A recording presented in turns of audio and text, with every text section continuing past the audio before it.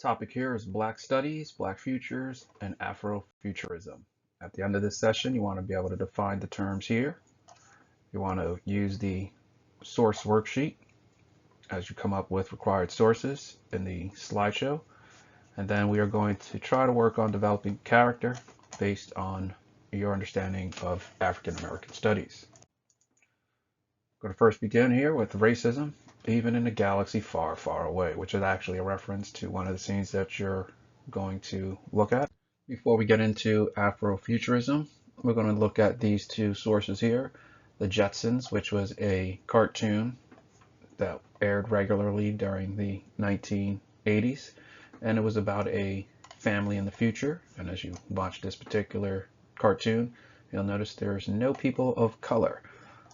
Same possibly could be said about the original Star Wars trilogy. The writer and director under a lot of criticism as of recently as a result of not having too many minority characters in the original movie.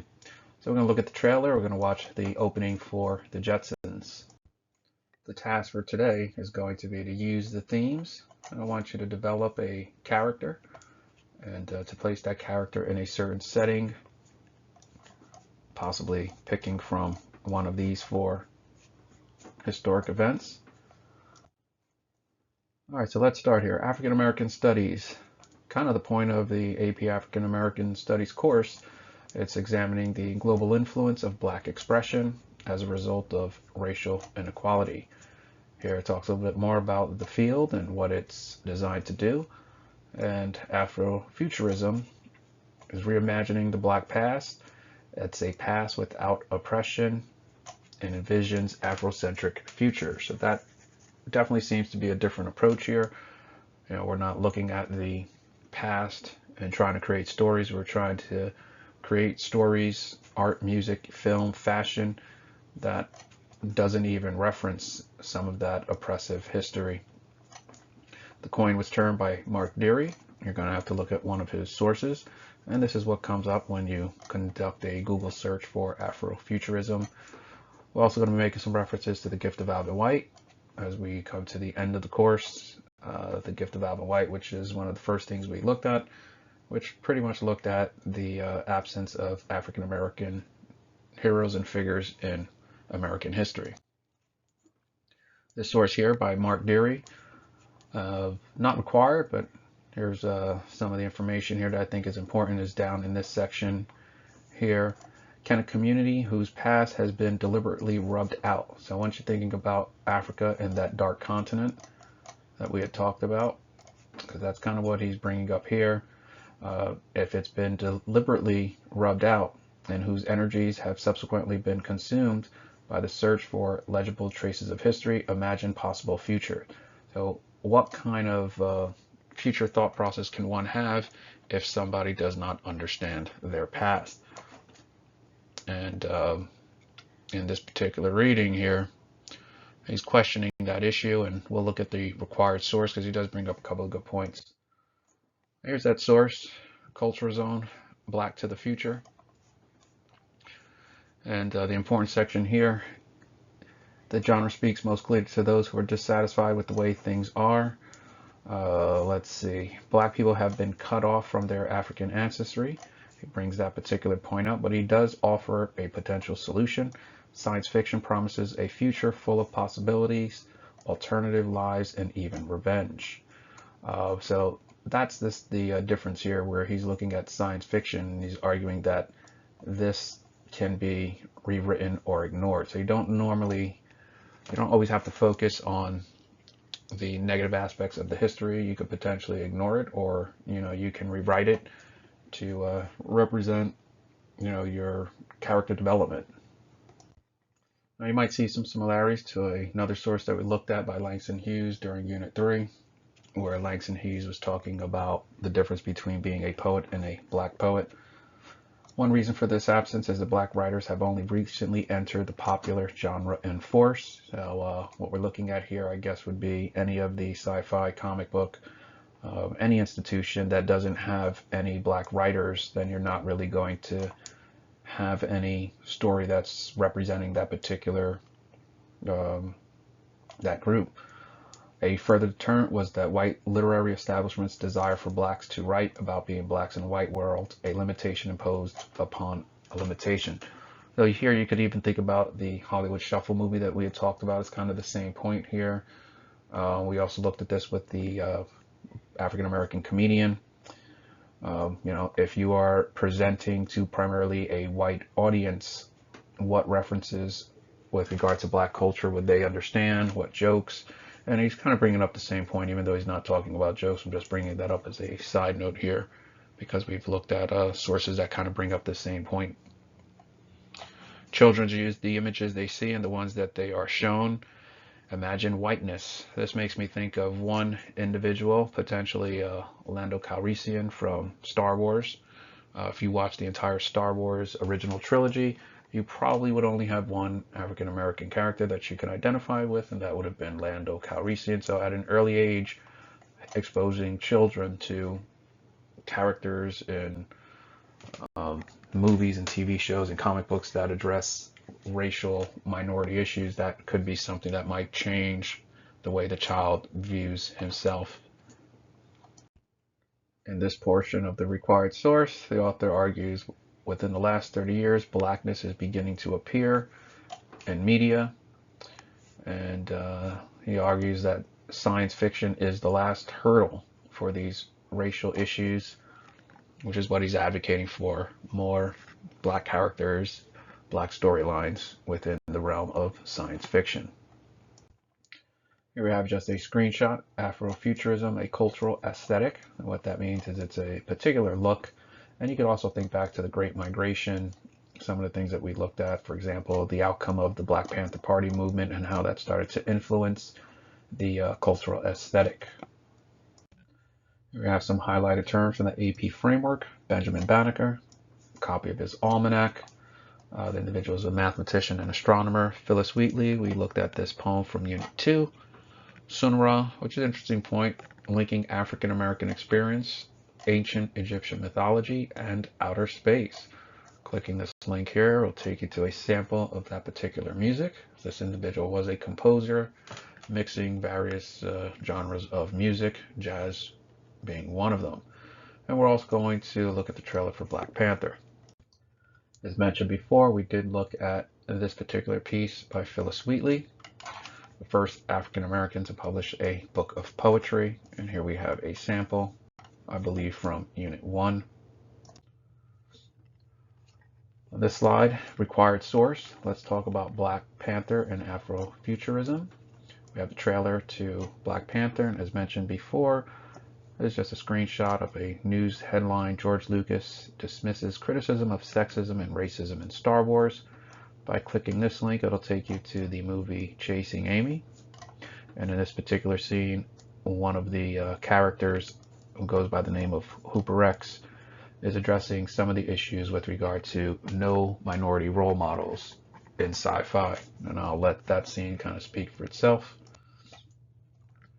One of the things that we did not address in the TV section was the first interracial kiss, which actually takes place on an episode of Star Trek. This link will take you to the analysis on that particular kiss. Certain states throughout the South, radio station or TV stations, opted to not air the episode as it was too controversial. Just pointing out that the woman being kissed, according to the show, is not a human. She was actually playing the role of an alien. So if you're using the storyline, they're actually upset about him kissing an alien, but I guess they knew that these are actually real actors and actresses, and that the first interracial kiss was too much to see. A required source: Nichelle Nichols in Star Trek, the episode Piece of Action. I'm curious as to why they didn't use the first interracial kiss, yet they opted for this photo.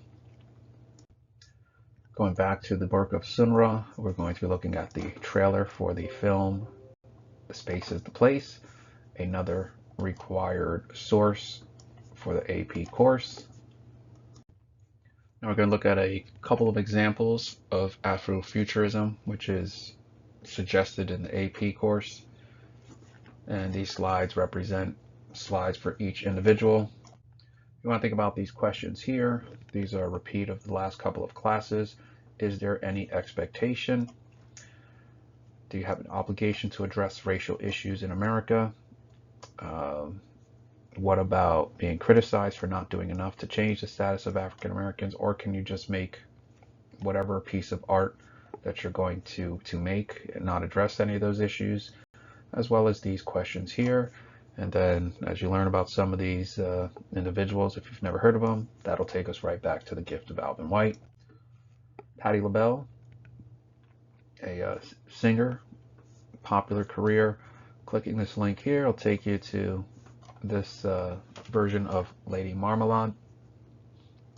Notice the outfits, and what I want you to do is try to identify elements of Afrofuturism in the source. Jimi Hendrix, looking at this album here and some of his album covers, we want to do the same thing as we listen to Purple Haze. Herbie Hancock will be watching his video Rocket in class, and we want to think about this question here.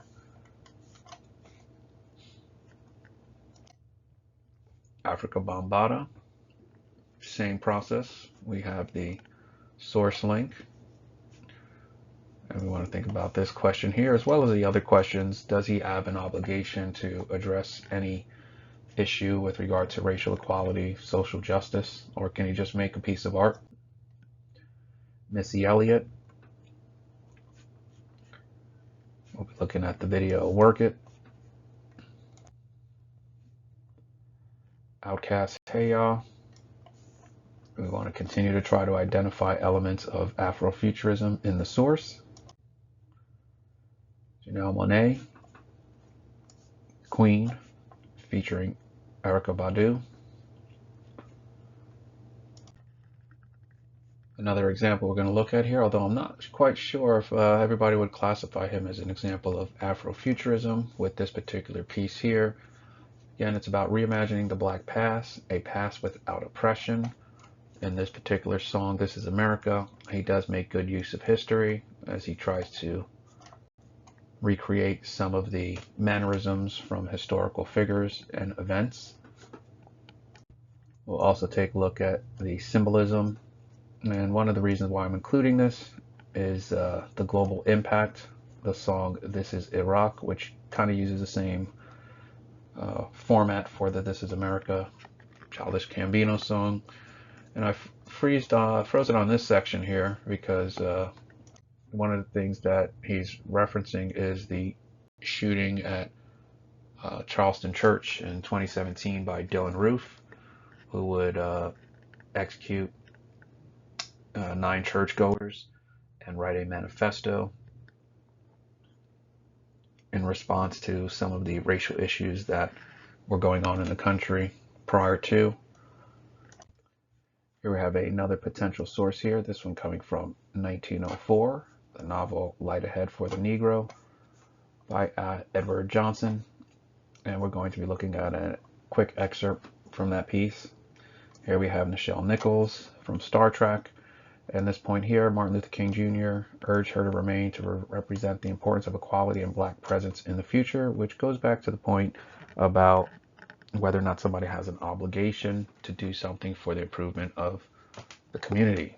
And I guess King's argument here is she definitely does. She needs to remain on the show Star Trek, primarily because it's going to change the perception as well as provide inspiration for African Americans. And on this slide, we have the preface for Light Ahead for the Negro. As he mentions down here, the author is dedicating the work to the sympathetic, well-wishing friends of the Negro.